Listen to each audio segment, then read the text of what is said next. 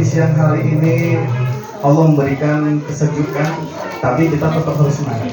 Sebelum untuk semangat, saya ada pantun. Jalan-jalan ke Ciputat, jangan lupa memberi tomat. Jika kita umat Nabi Muhammad, ucap salam saya dengan semangat. Assalamualaikum warahmatullahi wabarakatuh.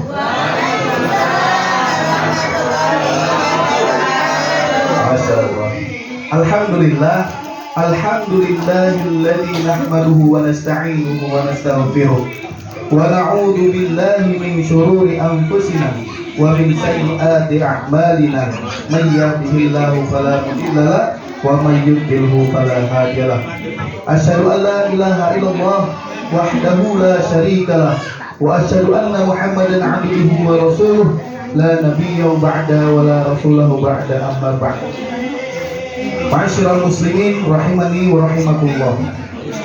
Alhamdulillah, segala puja dan puji syukur kita kehadirat Allah Subhanahu wa taala yang masih memberikan nikmat kepada kita, yang mana nikmat tersebut tidak bisa kita hitung. Allah Subhanahu wa taala berfirman, "Wa in ta'uddu ni'matallah la tuhsuha." Apabila nikmat Allah kita hitung, maka kita tidak akan bisa. Di dalam tubuh kita ini memiliki berjuta-juta saraf. Jika satu saraf saja yang putus, maka akan tidak normal kita bergerak. Contoh, kita melangkah, berapa saraf yang bergerak di dalam tubuh kita? Bahkan hati dan otak menjadi satu untuk menggerakkan kaki tersebut. Masya Allah, nikmat Allah itu sangat luas. Bukan hanya rezeki yang kita lihat di depan mata, tapi di dalam tubuh juga itu adalah rezeki yang Allah berikan kepada kita. Walaupun di dalam Al-Quran surat Al-Ma'arij ayat 19 sampai ayat 21 Allah berfirman, A'udzu billahi minasyaitonir rajim. Bismillahirrahmanirrahim. Innal insana khuliqa halu'a idza massahu syarru jazu'a wa idza massahu khairu manu'a. Sesungguhnya manusia diciptakan itu berkeluh kesah. Sifat manusiawi itu adalah sifat berkeluh kesah. Nah, ketika Allah berikan dingin, kita mengeluh, kenapa dingin banget cuaca ini. Ketika Allah berikan panas, kita berkeluh kesah juga. Padahal di balik dingin itu sangat berguna untuk tubuh kita. Ketika Allah memberikan panas, juga Allah manfaatnya itu luar biasa. Jadi bagaimana kita menghadapi keluh kesah ini? Dengan bersyukur. Nah, sifat manusiawi seperti itu. Ketika kita melihat saudara kita yang lebih Masya Allah, ya kan? Luar biasa tetangga tersebut. Nah, kita syukuri apa yang kita miliki. Masya Allah. Oh iya, sebelumnya saya mau memperkenalkan diri. Mungkin panjenengan belum kenal sama saya. Perkenalkan, nama saya Effendi Syaputra. Saya berasal dari Medan. Mungkin cuma saya di sini warga Medan. Perwakilan mungkin. Walaupun nggak diundang sama Pak Presiden, tapi saya tetap Masya Allah. Alhamdulillah, saya mendapati istri dari Surabaya, dari anak Pak Haji Ahmad Husaini, Masya Allah. Padahal niat saya tuh nggak ingin mendapatkan anak Pak Haji, tapi Masya Allah, saya mendapatkan anak Pak Haji. Ini sesuatu anugerah yang luar biasa. Nah, itu salah satu cita-cita saya untuk menuju Mekah, yaitu berangkat ibadah haji, Masya Allah. Dan saya dari keluarga dari 3 bersaudara, anak kedua, Masya Allah. Dan saya kuliah di Medan. Nah, Medan biasa dikenal Batak ya. Batak yang punya marga Hasibuan, Tarigan, Nasution, dan lain-lainnya itu disebut Medan. Tapi saya itu bukan dari suku Batak, tapi saya suku Jawa. Nah, dari kakek transmigran, kemudian menikah dengan nenek yang tinggal di Medan juga, akhirnya dari anak keturunannya bahkan buyutnya tinggal di Medan. Masya Allah.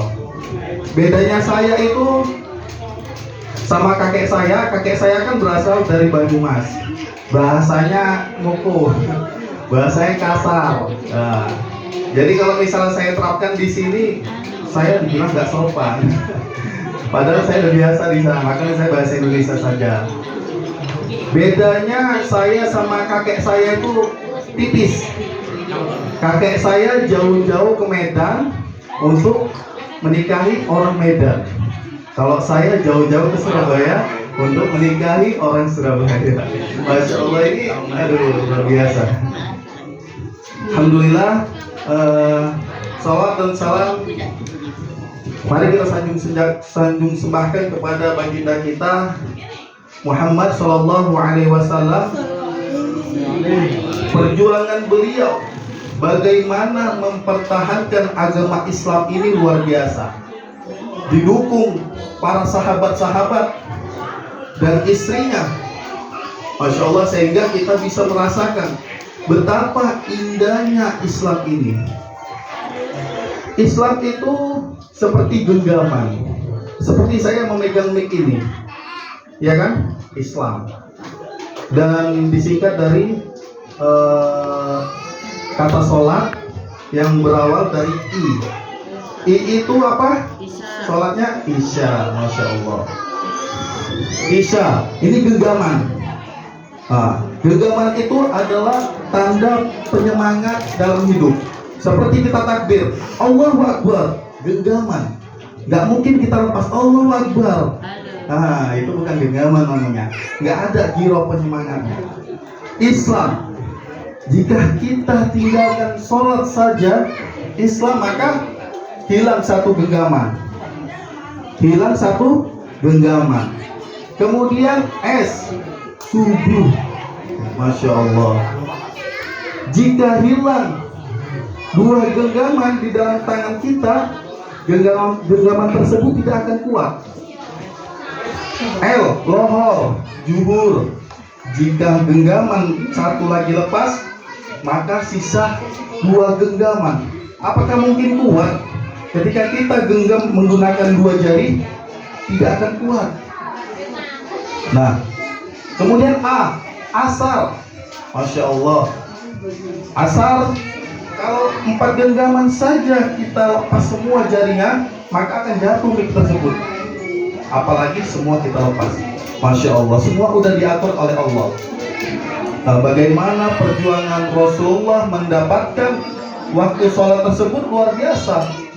Beliau perjalanan Isra Mi'raj untuk mendapatkan sholat tersebut. Kalau pada saat itu Nabi Musa tidak mengingatkan kepada Nabi Muhammad untuk mengurangi jumlah sholat, maka kita sehari melakukan sholat 50 waktu. Masya Allah, ini luar biasa. Ada sebuah cerita di dalam majelis Rasulullah. Pada saat itu Rasulullah bertanya kepada para sahabat, wahai sahabatku, siapakah yang paling mulia? Kata Rasulullah. Sahabat bingung, terdiam, dan ada sebanyak sahabat yang mengatakan, tentu saja malaikat ya Rasul. Maka Rasulullah menjawab, benar wahai sahabatku, malaikat adalah makhluk Allah yang paling mulia. Tapi bukan itu yang aku maksud. Baru sahabat lain menjawab, engkau ya Rasul, engkau adalah utusan Allah, engkau adalah Rasul Allah yang telah diutuskan ke bumi untuk menyempurnakan akhlak. Rasulullah tersenyum dan menjawab, tentu ya sahabatku, akulah makhluk yang paling mulia, tapi bukan itu yang aku maksud. Nah, sahabat bingung, dan sahabat lainnya juga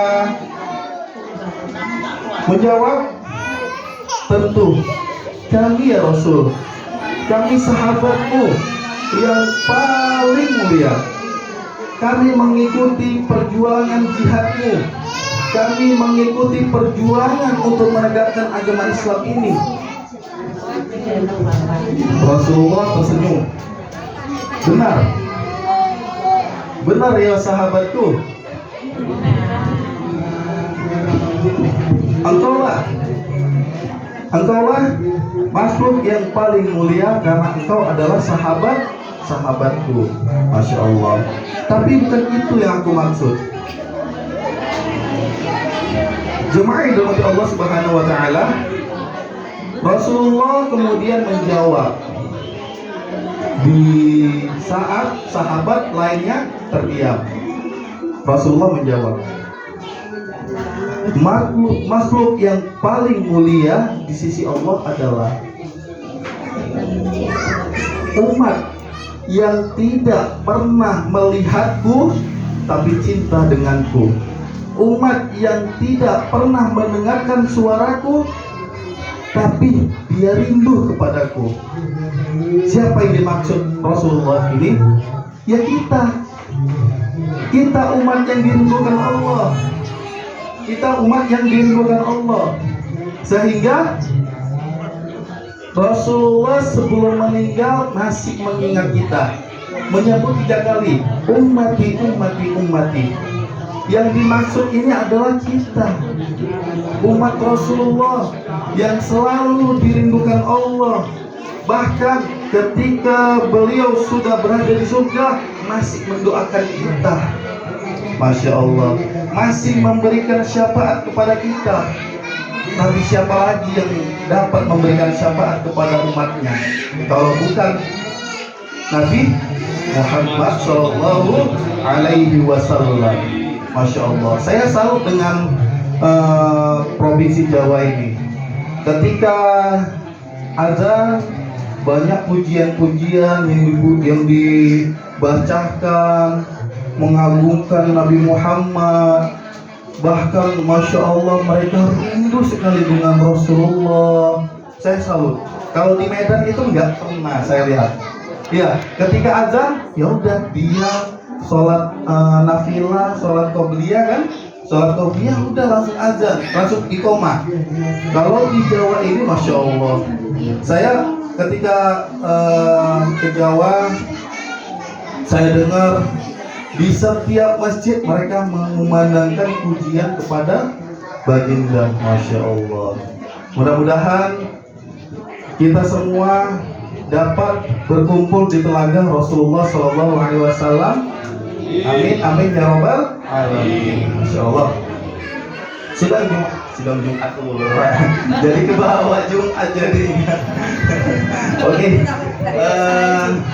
Ma'asyiral muslimin rahimani wa rahimakumullah.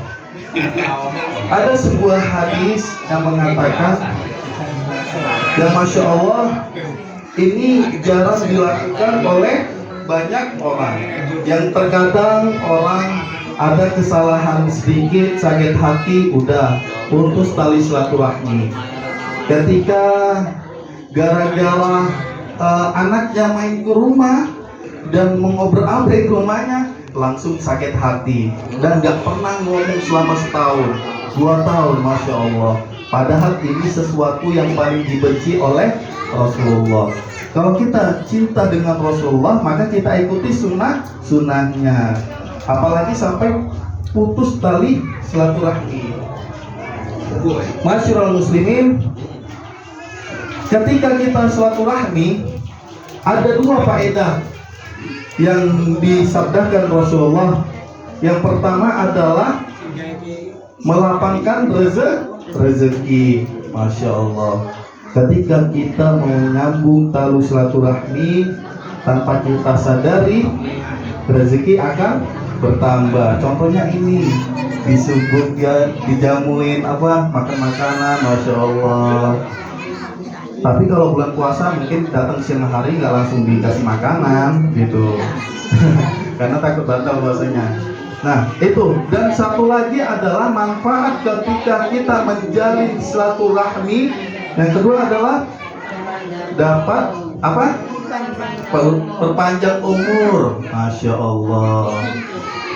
Makanya saya salut dengan warga Jawa, Masya Allah, yang ada umurnya sampai 80 tahun lebih, ada 90 tahun lebih, 100 tahun lebih.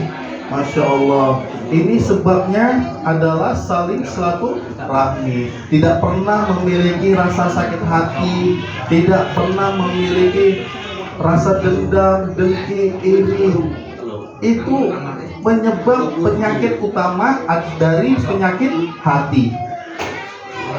Contohnya saja, ada seorang dokter di luar negeri sana, sebelum dia mengobati pasiennya, ini dokter muslim, saya pernah baca buku dokter muslim, sebelum dia mengobati pasiennya,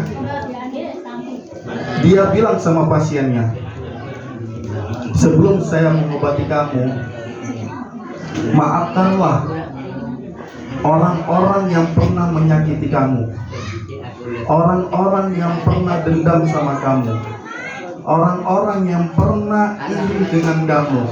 Maafkan seluruh kesalahan-kesalahannya. Terus apa yang dilakukan pasien tersebut? Menangis, menangis. Bahkan baju operasinya itu basah karena air matanya. Ketika kamu punya salah, sakit hati, minta ampun sama Allah. Masya Allah. Ini jarang sekali dokter melakukan hal ini. Bisa jadi penyakit yang dia alami tersebut karena penyakit hati. Itu penyebab apa? Penyakit tubuh kita penyebabnya dari penyakit hati. Ketika contohnya banyak nih orang-orang pacaran ya kan, ketika putus langsung pikir gak selera makan, kemudian mandi pun gak selera, bahkan mandi sebulan gak selera jadi gembel. Terus itu makan gak mau, akhirnya mah dateng. Udah mah dateng, jatuhlah ke hati. Bahkan sakitnya itu melebihi sakit tubuh. Dan gak lama gak panjang umur. Masya Allah. Itu. Jadi kita bersihkan hati kita. Kan ada doanya. Ya muqallibal qulub, tsabbit qulubana ala thaatik. Masya Allah. Doa ini kita lafazkan ketika kita nggak enak hati, insya Allah menjadi adem. Kita ikhlaskan. Makanya Rasulullah menyunahkan kita sebelum tidur kita berdoa, doa tidur, baca ayat kursi, 3 kul huwallah, al-falaq dan an-nas.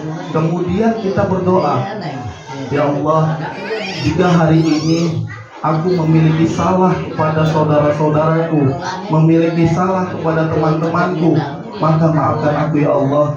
Jika teman-temanku memiliki rasa dendam kepadaku, memiliki rasa iri kepadaku, memiliki rasa sakit hati kepadaku, maka maafkanlah mereka ya Allah. Itu insya Allah ketika kita bangun tidur, hati kita menjadi tenang. Insya Allah. Ma'asyiral muslimin rahimani wa rahimakumullah. Jadi manfaat tali silaturahmi, manfaat silaturahmi itu luar biasa. Silaturahmi itu apa? Silah, artinya itu tersambung. Dan rahmi adalah kasih sayang, menyambung kasih sayang. Dan dimaksud Rasulullah tersebut bukan menjalani tali silaturahmi dengan orang yang kita kenal. Bahkan di dalam hadis tersebut kita harus menjalani silaturahmi tersebut dengan yang sudah terputus. Ketika kita berkumpul di sini semua, masya Allah, mungkin di sini kita berkumpul nggak setiap hari. Mungkin kalau setiap hari udah ngerepoti tuan rumah. Kita berkumpul itu setahun sekali. Masya Allah di sini berbagi cerita, banyak cerita, bahkan yang dulunya masih belajar jalan, sekarang tahun depannya udah bisa lari, udah mulai bahasanya itu asing, pangling, udah beda, udah gede sekarang ya, emangnya mau kecil aja, kan enggak. Nah, jadi Masya Allah dengan perkumpulan ini luar biasa. Jujur saya alami ketika di Medan, saya nggak pernah berkumpul seperti ini, berkumpul yang dengan bahkan yang sudah bakti yang udah 80 tahun lebih masih ikut gitu. Saya salut, luar biasa. Masya Allah, mudah-mudahan bakti selalu diberikan umur yang panjang dan ketaatan luar biasa, sehat selalu. Masya Allah. Dan Pak Buku, Masya Allah, semoga diberikan panjang umur dan keberkahan umurnya. Masya Allah, saya salut. Kalau di Medan itu malah yang tua tinggal di rumah, yang lain pergi semua karena nggak sanggup untuk berdiri. Masya Allah, saya salut, memang luar biasa. Masyaallah muslimin rahimani wa rahimakumullah. Jadi kita selalu menyambung tali silaturahmi ini dengan baik, walaupun ada keluarga yang di Surabaya, ada keluarga yang di Madiun, di Gresik atau dimanapun itu, kita tetap selalu mendoakan. Di Jakarta, kita tetap selalu mendoakan saudara-saudara kita, walaupun kita jarang jumpa, kita selalu mendoakan, karena doa sejumlah mukmin. Senjatanya umat muslim itu adalah doa. Masya Allah, dengan doa itu bisa menembus 7 lapis langit. Masya Allah, dengan doa. Jadi kita doakan saudara-saudara kita yang sudah tiada, bahkan yang masih ada, apalagi yang sudah tiada. Nah, bagaimana kita berbakti? Nah, dengan menyambung tali silaturahmi dengan kerabat beliau. Masya Allah, luar biasa. Oke, bapak-bapak, ibu-ibu yang saya cintai karena Allah Subhanahu Wa Taala, faedah-faedah yang bisa diambil dari kalimat singkat saya ini, yang pertama adalah jangan pernah memelihara keluh kesah. Melihara gimana ya? Maksudnya mempertahankan keluh kesah kita. Misalnya kita keluh kesah, langsung istighfar kepada Allah. Ojo ngersulo.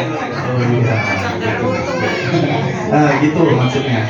Jadi jangan terus-menerus berkeluh kesah. Wajar, manusia itu memiliki sifat keluh kesah. Ketika diberikan ujian kepada Allah, dia berkeluh kesah. Kenapa ya Allah hidupku seperti ini ya Allah? Wajar, tapi langsung istighfar kepada Allah. Ketika kita diberikan nikmat kepada Allah, kita ucapkan alhamdulillah. Masya Allah. Dan menyambung tali silaturahmi itu adalah yang paling penting. Walaupun tetangga kita, bahkan di dalam hadis ini, bahkan tetangga kita adalah seorang Nasrani, kita harus tetap berbuat baik. Nah, berbuat baik kepada kerabat kita itu jauh lebih penting daripada memerdekakan budak. Itu kata Rasulullah. Itu jadi jauh lebih penting menyambung tali silaturahmi. Dan jauhkan rasa sakit hati. Apalagi di bulan Lebaran ini, bulan Syawal, di bulan yang penuh berkah ini, ketika kita meminta maaf kepada saudara-saudara kita, insya Allah Allah maafkan, Allah ampunkan segala kesalahan-kesalahan di tahun lalu. Masya Allah. Baik, bapak-bapak, ibu-ibu yang saya cintai karena Allah Subhanahu Wa Taala, demikian yang bisa saya sampaikan. Karena juga saya belum beradaptasi nih dengan warga sini, jadi mohon maaf apabila ada kesalahan, dan saya mohon ampun kepada Allah Subhanahu Wa Taala. Mudah-mudahan kita bisa berkumpul lagi di tahun depan di tempat berbeda, mungkin bukan di sini ya, bisa jadi di Madiun atau di Pagotan atau di mana gitu. Insya Allah saya selalu bisa hadir jika diberikan umur yang panjang. Amin amin ya rabbal alamin. Billahi taufiq wal hidayah. Wassalamualaikum warahmatullahi wabarakatuh.